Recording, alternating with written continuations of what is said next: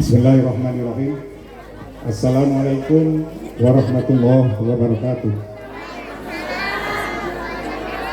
Bapak-bapak, ibu-ibu, hadirin dan hadirat yang saya hormati, dengan memohon ridho Allah Subhanahu wa taala, syukur alhamdulillah malam ini kita bisa berkumpul, kita bisa bertemu dalam acara hiburan malam megengan Masjid Yayasan Darul Qoror tahun 1444 Hijriah bertepatan dengan tahun 2023 Masehi. Seyogyanya acara ini akan saya selenggarakan di halaman masjid ya, tapi karena halamannya belum jadi dan juga faktor teknis yang lain seperti konsumsi, maka saya alihkan ke sini. Mohon maaf kepada warga yang terganggu dengan transportasi gang ini, terganggu barangkali tidak bisa lewat ya. Dari tadi ada sholat Jumat sudah ditutup. Sekali lagi saya mohon maaf, tapi saya sudah mendapat izin dari Kepala Kepolisian Sektor Karanganyar tentang izin keramaian malam ini dan juga yang tadi sore izin keramaian pawai drum band. Bapak-bapak, ibu-ibu, hadirin dan hadirat yang saya hormati, pada malam ini sebagai acara pengantar, sedikit saya akan berbicara tentang Megengan dan buaya darat ya. Tolong adik-adik supaya diam ya. Bisa diam nggak? Ya, terima kasih. Saya ingin jelaskan pengertian Megengan. Secara harfiah Megengan itu berasal dari kata megeng, artinya menahan. Secara tata bahasa, secara definisi, Megengan itu adalah aktivitas kegembiraan masyarakat muslim di tanah Jawa dalam rangka menyambut datangnya bulan Ramadan. Bulan Ramadan itu kalau dalam kalender ABG disebut bulan poso ya. Nah pertanyaannya, kenapa orang Islam kok senang menyambut datangnya bulan Ramadan? Ana sing bisa jawab nggak? Nang apa? Ibu-ibu bisa jawab nggak? Nang apa kok seneng bulan Ramadan kuwi teko?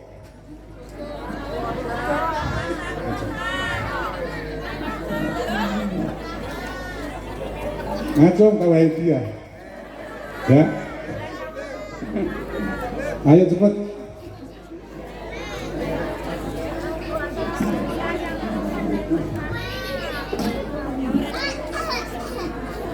Baik, nggak ada yang bisa jawab karena pada bulan puasa itu Allah mewajibkan kita untuk berpuasa ya, selama 1 bulan sesuai dengan firman-Nya dalam Quran surat 2 ayat 183. Ya ayyuhalladzina amanu, wahai orang-orang yang beriman, kutiba alaikumusiyam, telah ditetapkan kepada kamu untuk berpuasa, kama kutiba alal ladzina min qablikum, sebagaimana telah ditetapkan kepada umat-umat sebelum Nabi Muhammad untuk berpuasa ya. Dulu Nabi Daud diwajibkan puasa, namanya puasa Daud, sehari puasa sehari tidak. Kemudian Nabi Musa juga berpuasa selama 40 hari 40 malam ya, ketika akan menerima wahyu kitab Taurat. La'allakum tattaqun, supaya kamu menjadi orang yang takwa. Quran surat 2 itu apa namanya? Al-Baqarah. Oh, sinten namanya? Oh ya, berani maju.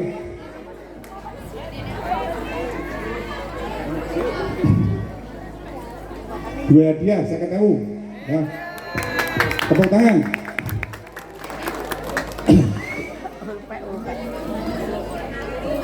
Awal megengan itu dulu kegiatannya adalah ngambeng pada sholat maghrib di masjid.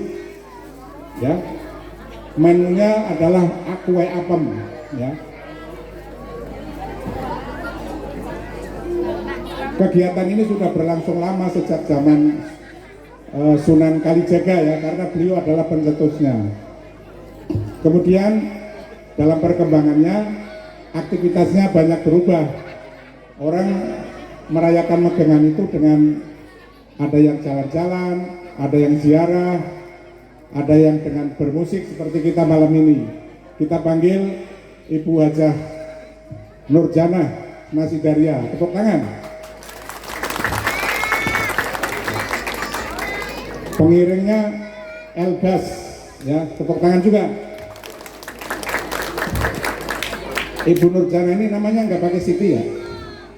Enggak? Oh enggak. Biasanya orang Jawa namanya depannya pakai CD. Bapak-bapak, ibu-ibu, hadirin dan hadirat yang saya hormati.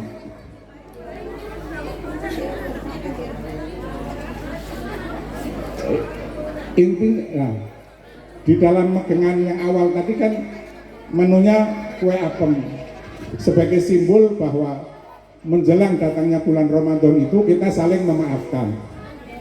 Ya, Allah berfirman, "Khudhil afwa", jadilah kamu pemaaf. Jadi menjelang datangnya bulan Ramadan kita umat Islam saling memaafkan. Acaranya namanya megengan. Nanti habis Lebaran ada juga acara saling memaafkan. Namanya apa?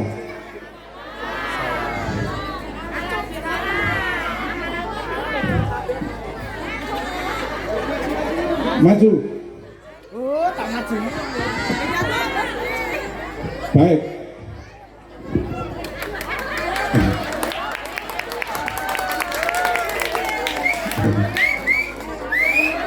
Ya, tepuk tangan biar rame ya.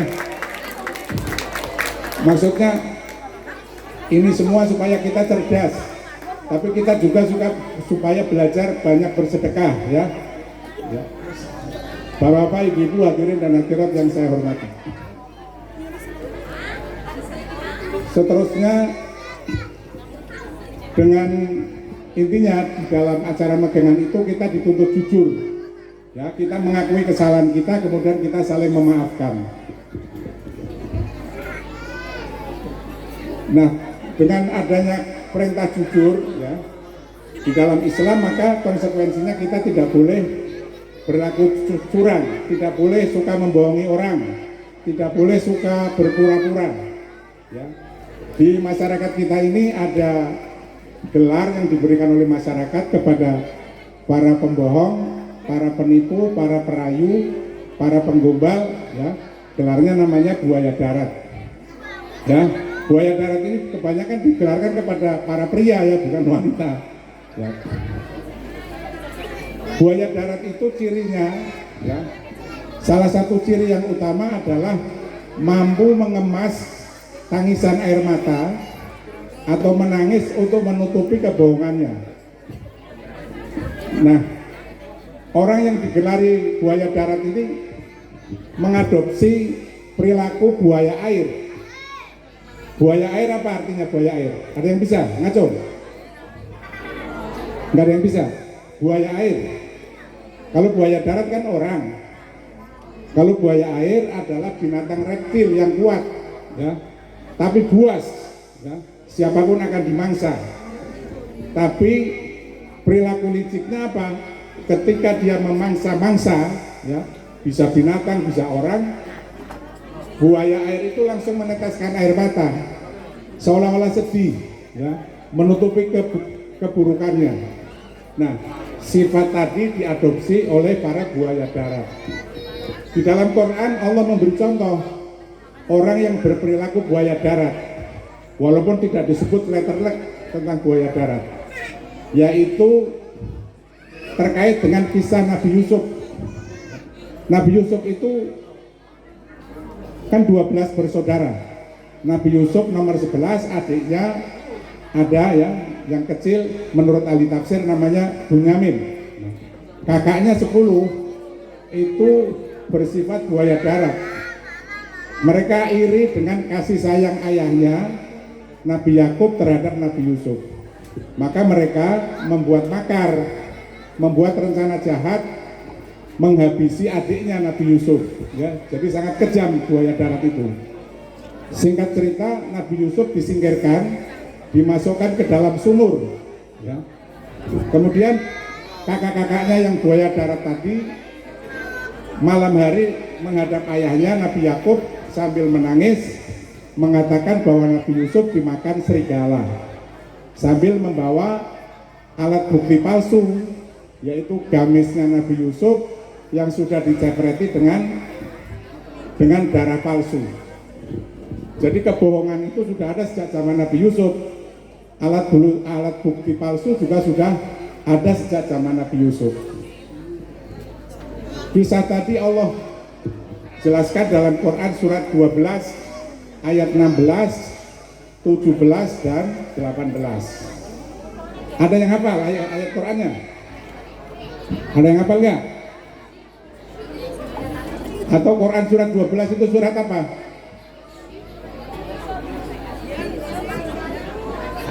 Ayo maju Pren, cepetan.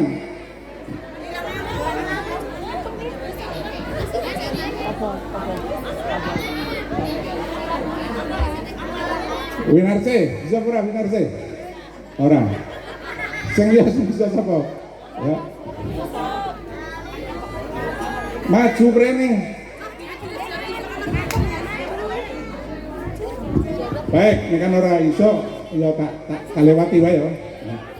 Ayat 16 Allah berfirman, waja'u abahum, mereka kakak-kakaknya Nabi Yusuf mendatangi ayahnya Nabi Yakub. Ya. Waja'u abahum isa'an yakun, pada waktu Isa sambil menangis, air mata buaya tadi. Ya. Kemudian dalam ayat 17, qalu, mereka melapor kepada ayahnya, inna dhahabna, sungguh kami telah pergi, nastabik, untuk berlomba, bermain, ya anak-anak. Watarokna Yusuf inda mataina, dan kami tinggalkan Yusuf di samping pakaian kami. Fa'akalah hudaku, maka datang serigala dan memakan Nabi Yusuf. Wa makuna bimu'minin lana, engkau ayah tidak akan percaya dengan kami, walaupun asodikin, meskipun kami orang-orang yang jujur. Kemudian dalam ayat 18 dikatakan waja'u ala komisi, dan mereka datang membawa bajunya Nabi Yusuf bidamin kadhib, disertai dengan darah yang palsu. Nah.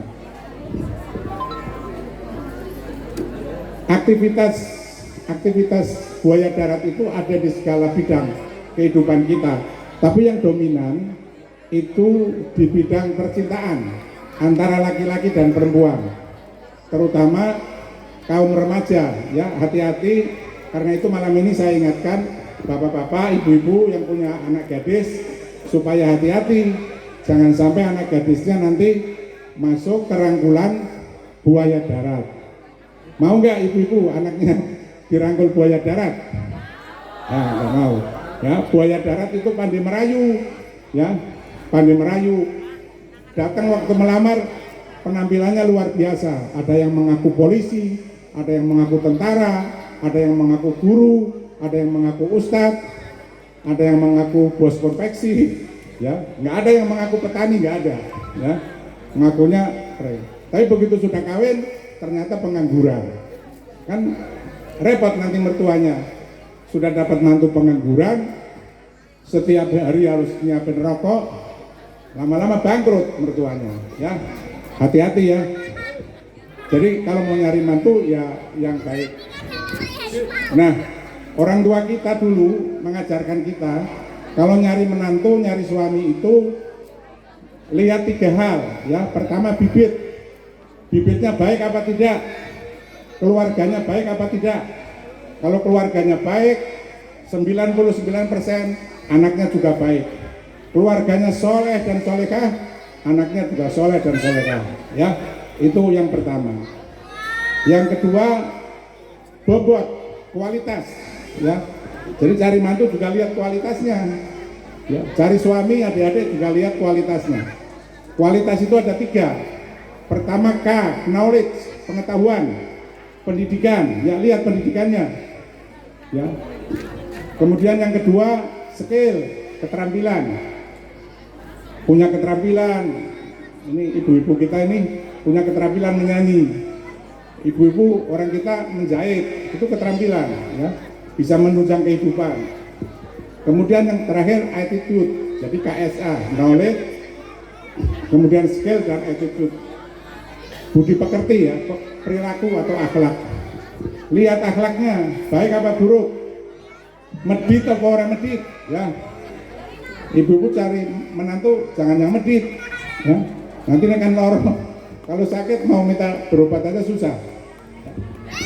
Kemudian ketentuan yang ketiga adalah bebet. Bebet itu status sosial. Dia bekerja apa tidak? Ya. Dia punya penghasilan apa tidak? Ya. Karena rumah tangga itu modalnya bukan hanya cinta, perlu juga modal uang. Ya. Mau bener gak? Nah, mau besan pakai duit, ngelamar pakai duit.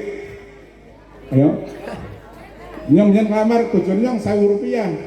Mas kawin jauh menyen. Saiki 1 juta berau. Ya. Jadi kata orang duit bukan segalanya, tapi segalanya pakai duit. Ya. Segala duit bukan segalanya, tapi segalanya pakai duit. Jadi intinya kita harus cari mantu ya yang kalau bisa sudah bekerja lah, ya. Sudah bekerja, syukur-syukur sudah punya rumah. Jadi kalau begitu kawin, istrinya diboyong ke tempat rumah kita. Jangan kita terus ndekem di rumah mertua kita sampai tahunan, kan malu, nggak punya harga diri, ya. Jadi laki-laki harus punya harga diri, ya. Askinuhuna aina masakantum, tempatkanlah istri kamu di mana kamu tempat tinggal, ya. Setuju nggak? Nah, itu ayat Quran, ya. Ya paling nggak bisa buat inilah, buat pendorong, ya, supaya kita maju.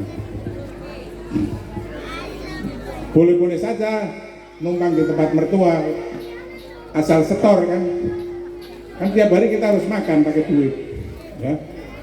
Demikian yang dapat saya sampaikan.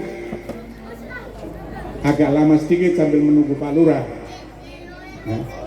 Mohon maaf sekiranya ada kurang, salah dan khilaf. Sekali lagi saya mohon maaf. Akhirul kalam. A'udzubillahi minasyaitonirrajim.